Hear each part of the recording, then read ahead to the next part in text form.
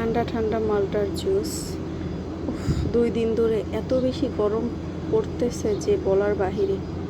এই গরমে একটু ঠান্ডা ঠান্ডা জুস হলে ভালোই হয়। তো এই দুপুরবেলা আমি আর আমার মেয়ের জন্য বানিয়ে নিলাম মালটার জুস। অনেক গরম। আমি সব সময় ঘরে তৈরি করা খাবার খেতেই পছন্দ করি।